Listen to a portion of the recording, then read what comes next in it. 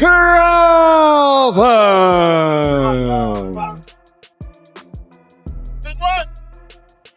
Congratulations on a truly historical win. What are you feeling right now? All praise to the Lord above me. I gotta give him all the praise. Because without him, I wouldn't be here. And I told y'all, I'm not here just by a coincidence. God bless me, and he made this event. He made this night just for me. And I've been telling y'all that. It's not my fault. It's God. One fight was supposed to redefine an era. One man rose to the throne as the undisputed king of boxing, carving his name permanently into history. But in achieving his greatest triumph, did he also expose the painful truth about a sport in decline? The world watched the punches inside the ring, but the real shock came from what was said after the final bell clash of words. That revealed a much deeper battle for boxing's soul. That night was historic. Terence "Bud" Crawford, a master of the sweet science, stepped up in weight to face the formidable Canelo Alvarez. It was broadcast globally on Netflix, a gamble meant to bring boxing into a new era. Terence Crawford create greatness and beat Canelo Alvarez tonight. What was your thoughts on that performance from Terence? Terence Crawford, great performance, man. He's been doing this throughout the course of his career. The stakes were a lot different in this fight, a lot more danger. He had to fight that kind of fight in order to beat Canelo Alvarez tonight, and he did that at 38, 37, but getting ready to be 38 years old. And he proved, like Max said, that he is the GOAT of this generation. Hats off to Canelo for taking the fight. He didn't have to take it. Hats off to Turkey Al-Sheikh for putting it together. Just a great, great night for boxing. Yeah. How special a fighter is someone like Terence Crawford? There was no signs of a size disadvantage there. How special? You can see it in spots, but it wasn't significant. And I didn't think it was going to be significant. When it was over, Crawford stood victorious. As he held the belts high, commentator Max Kellerman leaned in and called him the greatest of this era. For a moment, it was the perfect coronation. A fighter who had silenced every critic finally had his moment on the biggest stage. But that storybook ending quickly grew complicated. Fellow commentator and former champion Andre Ward praised Crawford's brilliance. He called it a dangerous but masterful performance. At nearly 38 years old, Crawford had dismantled a bigger, stronger opponent with intelligence, patience, and razor-sharp skill. Ward explained the overlooked element of Crawford's arsenal: his wrestling roots. That gave him surprising strength and stamina. That hidden power neutralized Canelo's size advantage. For Ward, this was the final stamp on an already legendary career. Crawford had answered every question that could be asked of him. What would you like to see him do next? Do you think there's another fight after this? I'd like to see him be done. What are we boxing for at this point? What else is there to do? Yes. There's always going to be a YouTuber or a reporter or somebody conjuring up another challenge. We box to get ourselves in a better financial position, to build a name and a legacy. Those boxes are checked. What else are we doing? Why are we still in the game? Yeah, I get it. Andre, always good to talk to you. Appreciate it. Then Ward stunned everyone with an unexpected statement. When asked what should come next, his answer wasn't another fight. It was retirement. Ward believed Crawford had nothing left to prove. His legacy, wealth, and greatness were secured. No, I didn't. What I said was, and I was right. And of course, Canelo is the face of boxing. So of course he feels a certain way about it. But does anyone dispute that boxing is not as big as it used to be? Right? It's not. If you go down in the street, the average person doesn't know. Now, it's different in Mexico, obviously. And I even said before that, Mexican and Mexican-American fans have kept boxing alive in North America. So Canelo from Mexico, of course, has a different experience, because you walk down the street in Mexico, the average person knows who the champion is.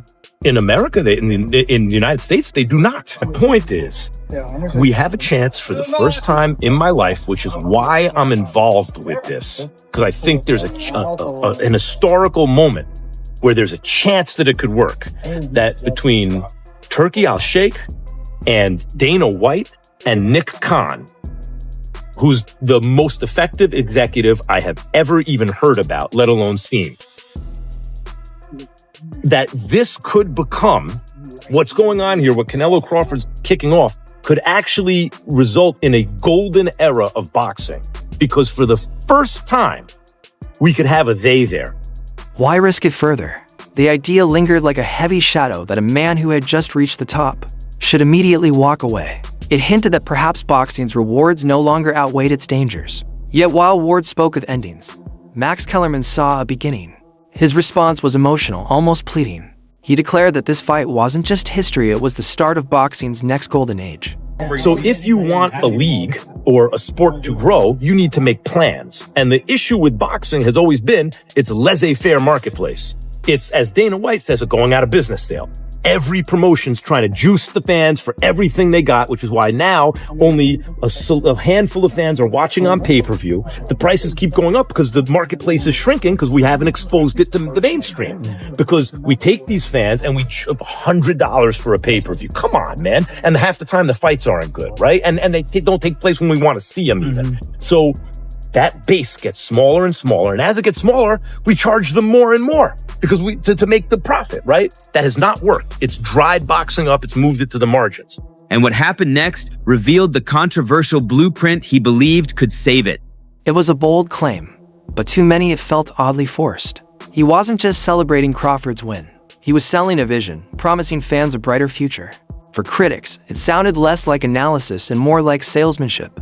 Kellerman was insisting the sun was shining, while others believed the storm clouds had been there for years. Then came his controversial blueprint for saving the sport. Kellerman argued boxing's biggest weakness was its lack of central authority. Unlike the UFC or major leagues, no one group controls matchmaking, star building, or long-term planning. His solution? He named three powerful figures: Saudi promoter Turki Al-Sheikh with his vast wealth, Dana White of UFC fame, and WWE's Nick Khan, whom he called the best executive he'd ever seen. It was essentially a call for a corporate takeover of boxing, consolidating power in the hands of billionaire promoters. The backlash was immediate and harsh. Fans and journalists accused Kellerman of trying to manufacture a narrative repeating an idea, until it became truth. You have more of the best fighters in the world than anyone else. So I would ask you, does this have the resources? Turki Al-Sheikh. Do we have the resources? Yes. Do you have someone who has built an institution in combat sports? The only one I'm aware of. No other institution ever really existed in boxing. As Dana White will say, who I go back with more than 20 years, as Dana White would say, so how many billions of dollars has boxing generated? And what's left? There's nothing here. Promoters go out and, they have a little suite of offices, a couple rooms, and then they leave and then they're gone. There's no institution left. The UFC is an institution, guys. Why do you think all your friends and everybody know more about the UFC and it's talked about more in the mainstream than boxing? Because they have a they there. So the resources are there with Turki. The knowledge of institution building is there with Dana. And Nick Khan is, I'm telling you, and I go back 25 years with Nick Khan, used to be my agent. He's the best operator I have ever seen, period, in any business. He is the best executive I have ever seen. I don't think there's a close second. So Turki resources, Dana institutional knowledge, and Nick Khan as the executive. Can this work? And now it's kicked off with Canelo and Crawford. They pointed to his recent contradiction. Just days before, Kellerman had told Canelo directly that boxing's popularity was fading. Now he was calling Dana White its savior. To critics, it looked like spin, possibly serving the interest of the promoters behind the event. This clash revealed boxing's deeper problem: personality. The sport's biggest pay-per-view draws in recent years haven't been traditional champions, but outsiders like Jake Paul, fighters who sell because of spectacle, not legacy. Even Crawford versus Canelo needed cross-promotion with UFC and WWE to generate maximum attention. If boxing relies on other industries to stay relevant, what does that say about its own strength? The fight itself was unforgettable, but it didn't create a new superstar. It only showcased legends nearing the twilight of their careers, and when they're gone, who will carry the You want an NBA or an NFL in boxing? Here it comes. Because he knows how to build an institution. And how do you do that? Hey Max. Boxing is always bigger and big. Don't say boxing is not big enough. Boxing is big. You know how big is boxing. Should it get bigger, yes or no? Should it get bigger, Canelo? Maybe it's gonna be bigger, but look, boxing is always big and big and bigger and bigger and bigger. We need to talk about that too. I love this boxing. I love Canelo in English, by the way. I love it. Boxing is boxing. No lies. No How do you do it? there. So how do you do it? You have someone like My respect for all of the sport. Great job, everything, but boxing is boxing. Torch. In the end, Crawford's legacy is untouchable. He defied the odds, moved up in weight, and defeated another legend. But his crowning moment was immediately swallowed by a debate over whether boxing itself is dying. The night that should have been a celebration became a post-mortem on the sport's health. So we're left with the difficult question: did we just witness the coronation of a timeless king? Or the last great fight in a kingdom that's slowly collapsing? And as the confetti falls, one truth lingers: what future really awaits the sweet science? That's it for today's video. If you enjoyed it, make sure to like, subscribe, and hit the bell so you don't miss our next breakdown. And let us know in the comments, was this a new beginning for boxing or its final chapter?